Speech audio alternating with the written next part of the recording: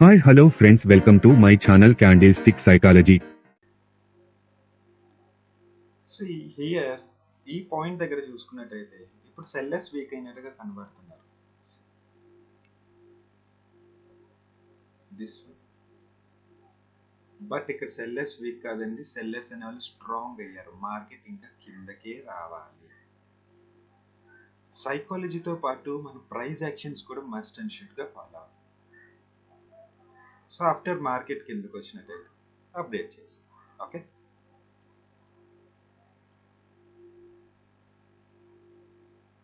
At least మనకి ఈ levels వరకైనా వచ్చేది మార్కెట్.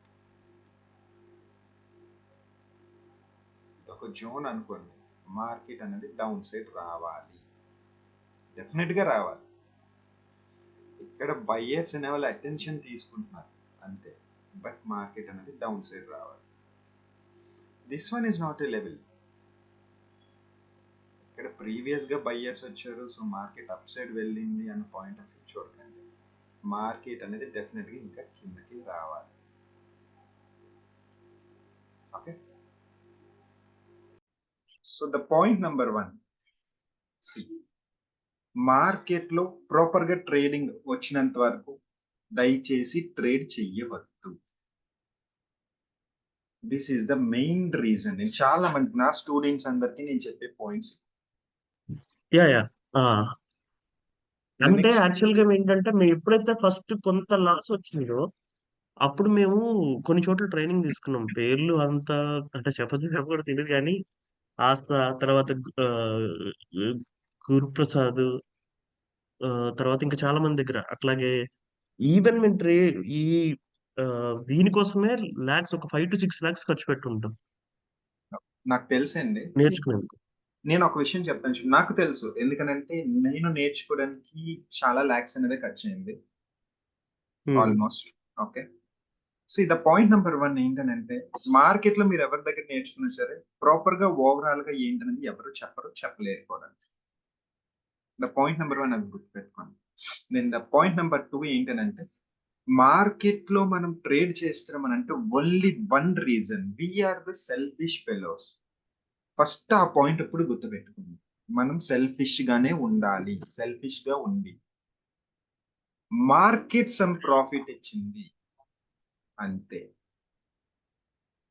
మార్కెట్ లో మెయిన్ రీజన్స్ లూజ్ అవ్వడానికి, లాసెస్ ఫేస్ చేయడానికి రీజన్ ఏంటంటే, ఫర్ ఎగ్జాంపుల్ మార్కెట్ లో ఇక్కడి నుంచి ఇక్కడి వరకు వెళ్తాది మార్కెట్ అని తెలుసు. ఇక్కడ మీరు ఎంట్రీ తీసుకున్నారు, ఇక్కడ వరకు వచ్చిన తర్వాత ఇంకొక లాస్ ఇంకొంచెం ఇలాగొచ్చి ఇక్కడ క్లోజ్ అవ్వగానే ఇక్కడ మీరు ఎగ్జిట్ అవుతారు. ఓకే, మార్కెట్ మళ్ళీ ఇక్కడ నాకు బయింగ్ ఆపర్చునిటీ వచ్చింది, మళ్ళీ ఇప్పుడు ఇక్కడ నుంచి ఇక్కడ వరకు వెళ్ళిపోతుంది అనుకుంటారు. ఇక్కడ నుంచి మీరు ఏదైతే సంపాదించారో ఆ అమౌంట్ అంతా ఇక్కడ పోతుంది. సో మార్కెట్ ఈ లెవెల్ దగ్గరకు వచ్చింది, ఇప్పుడు ఇక్కడ నుంచి ఇక్కడ వరకు సెల్లింగ్ జరుగుతుంది అని అనుకుంటారు. మార్కెట్ అగైన్ పైకి తీసుకెళ్ళి, so double loss, right? Market లో ట్రేడింగ్ చేసే అంటే ట్రేడింగ్ ఆ పాయింట్ ఆఫ్ వ్యూ మనం ఎప్పుడు చేయకూడదు. ఒక ప్రాఫిట్ ఇచ్చిందా మార్కెట్ లో ఎగ్జిట్స్ అవడం నేర్చుకోవాలి. మార్కెట్ అలవాటు పడాలి. రీజన్ నేను కొన్ని విషయాల్లో కంపారిజన్ చేసుకొని చెప్తాను. ఈ ప్రాపర్ గా అలవాటు అవ్వడానికి కూడా మార్కెట్ ని ఇక్కడ బయ్యర్ ఇక్కడ నుంచి సెల్లింగ్ జరుగుతుంది, నేను ఈ సెల్లింగ్ తీసేసుకుంటా. నెక్స్ట్ మళ్ళీ బయ్యింగ్ వచ్చిన తర్వాత మళ్ళీ ఇక్కడ నుంచి నేను సెల్లింగ్, ఇక్కడ నుంచి బయ్యింగ్ చేసేస్తా, ఇక్కడ నుంచి సెల్లింగ్ చేసేస్తా, మళ్ళీ ఇక్కడ నుంచి బయ్యింగ్ చేసేస్తా. ఫస్ట్ ఇది వదిలేయండి. ఓకే, మార్కెట్ లో నేను ఈ రోజు ట్రేడ్ చేశాను. ఎక్కడ ట్రేడ్ చేశాను? The reason this one. ఈ రోజు యాక్చువల్గా నేను వీడియో రికార్డ్ చేసి పెడతాను, ఆ వీడియో కూడా. ఇక్కడ సెల్లర్స్ అనే వాళ్ళు వీక్ అవుతున్నారు, బయ్యర్స్ వస్తారు అనుకుని పాయింట్ ఆఫ్ వ్యూలో చూస్తున్నారు, కానీ బయ్యర్స్ రారు. ఇఫ్ ఇన్ కేస్ బయ్యర్స్ వచ్చినా మార్కెట్ డెఫినెట్ గా ఈ లెవెల్ డెఫినెట్ గా టచ్ చెయ్యాలి అన్న పాయింట్ ఆఫ్ వ్యూ నేను చెప్పాను లైవ్ మార్కెట్ లో. ఎందుకంటే ఇక్కడ సెల్లర్స్ వీక్ అవుతున్నారు అనుకుంటారు, కానీ మార్కెట్ డెఫినెట్ గా ఈ లెవెల్ టచ్ చేయకుండా అప్ సైడ్ వెళ్ళే ఛాన్సెస్ లేదు. ఫర్ ఎగ్జాంపుల్ ఉండండి, ఇక్కడ మీకు ఇప్పుడు వీడియో ఒకటి షేర్ అయిందా? షేర్ అయింది. మార్నింగ్ మార్కెట్ రన్ అవుతుంది నిఫ్టీ. ఓకే, చూడండి ఇక్కడ నేను ఏం పాయింట్స్ చెప్తున్నానంటే, మీకు వాయిస్ వినపడుతుందో లేదో నాకు తెలీదు. బట్ నాకైతే వినిపిస్తుంది. బట్ నాకు వాయిస్ రావట్లేదు. Okay. Not an issue. But ఇక్కడ చూడండి. సెల్లర్స్ వీక్ అవుతున్నారు. కానీ సెల్లర్స్ వీక్ అవ్వడం కాదు. సెల్లర్స్ అనేవాళ్ళు కిందకొచ్చి బయింగ్ సైడ్ వెళ్ళాలి. వెళ్తే. ఓకే. ఎక్కడి నుంచి వెళ్తదన్నది కూడా నాకు తెలుసు. మార్కెట్ ఎక్కడి వరకు వస్తది అన్న విషయం నాకు తెలుసు. హ్మ్. ఇక్కడ ఈ పాయింట్ గుర్తుపెట్టుకోండి. ఓకే. ఇక్కడ నేను ఒక ఈ లైన్ డ్రా చేశాను చూడండి. ఆ! ఈ క్యాండిల్స్ గుర్తుపెట్టుకోండి. సెకండ్ అది. ఓకే. హ్మ్. కన్సాలిడేషన్ జోన్ అని చెప్పాను. మార్కెట్ ఇక్కడ వరకు టచ్ అయ్యి అప్పుడే పైకి వెళ్ళాలి.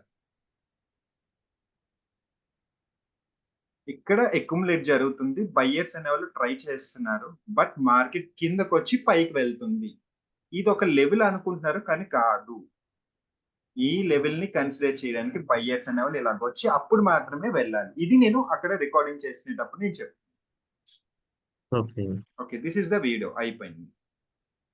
హుహు. ఇప్పుడు మార్కెట్‌లో అదే చూపిస్తాను చూడండి.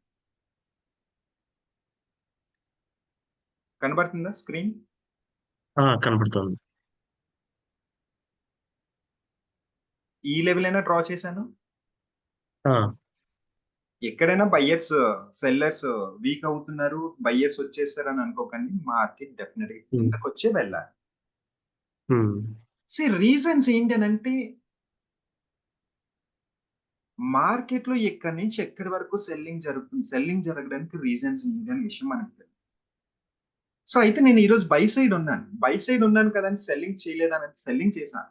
నాకు మార్కెట్ మార్నింగ్ ఇక్కడ గాని నాకు ఆపర్చునిటీ ఇస్తే నేను ఫస్ట్ బయింగ్ సైడ్ ఉన్నా. కానీ మార్కెట్ నాకు ఇక్కడ ఆపర్చునిటీ ఇచ్చింది. అంటే ఆల్రెడీ ఇది ఇలాగెళ్ళింది. ఇక్కడ సెల్లర్స్ ఇక్కడ నుంచి బయర్స్ కూడా వెళ్ళిపోవచ్చు. పైకి కూడా వెళ్ళిపోవచ్చు. ఆ విషయం నాకు తెలీదు.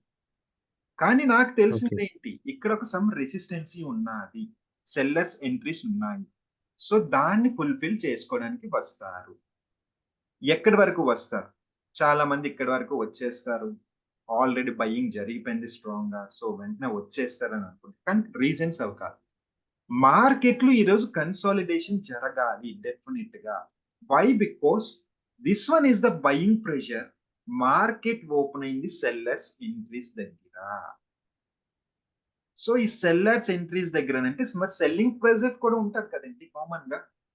హ్మ్. కాబట్టి సెల్లింగ్ ప్రెషర్ ఉంటది. కన్సాలిడేషన్ జరగాలి. నాకు ఆ పాయింట్ గుర్తొచ్చి నేనిక్కడ ఎంట్రీ తీసుకున్నా. ఇక్కడ నేనేమి ఎగ్జిట్స్ కాలేదు. ఈ క్యాండిల్ దగ్గర నేను ఎగ్జిట్ అవ్వాల్సొచ్చింది. ఓకే. సమ్‌వట్ నాకేంటి మార్కెట్ అన్నది. ఇప్పుడు ఇక్కడ నేను ఎగ్జిట్ అయ్యా. ఇక్కడ ఎగ్జిట్ అయ్యాను కదా అని పాయింట్ ఆఫ్ వ్యూ ఇక్కడ నుంచి నేను బయింగ్ తీసేసుకోలేదు. ఆఫ్టర్ ఈ క్యాండిల్ తర్వాత నా ఎంట్రీ ఎగ్జాక్ట్‌గా బయ్యర్ ఎంట్రీ దగ్గరే ఉండాలి. ఇక్కడ నుంచి తీసుకొని ఇక్కడి వరకు నేను టార్గెట్ తీసుకోలేదు. నా first target is this one. అయిపోయింది. నా ట్రేడ్ అయిపోయింది అంతే. ఓకే. ఈ ట్రేడ్ నాకు అవ్వడానికి హాఫ్ అన్ అవర్ పట్టింది. ఈ ట్రేడ్ నేను ఫుల్‌ఫిల్ మార్నింగ్ చేసుకోవడానికి ఆల్‌మోస్ట్ డే పట్టింది. ఆల్‌మోస్ట్ మొత్తం అంతా పట్టేసింది నాకు. హ్మ్. అంటే ఇక్కడేంటి ప్రాపర్‌గా అనాలిసిస్ చేస్తున్నా. అలాగని చెప్పి ఎవ్రీ డే నేను ఇలాగా ట్రేడ్ చేస్తాను, ఇంతసేపు వెయిట్ చేస్తానని పాయింట్ ఆఫ్ వ్యూ కాదండి. సమ్ టైమ్స్ ఈ ఒక్క క్యాండిల్ తీసుకొని నేను ఎగ్జిట్ అవుతా. సమ్ టైమ్స్ ఈ ఒక్క క్యాండిల్ బయింగ్ క్యాండిల్ కనిపిస్తుంది చూడండి చిన్నది. హ్మ్. ఆ ఒక్క క్యాండిల్ తీసుకొని కూడా నేను ఎగ్జిట్ అవుతా. సమ్ టైమ్స్ నాకు లాక్స్‌లో ప్రాఫిట్ ఉంటే, సమ్ టైమ్స్ నేను చెప్తున్నాను లీస్ట్ ₹21 కూడా నేను ఎగ్జిట్స్ అయిన డేస్ ఉన్నాయి. ఓకే. ఓకే.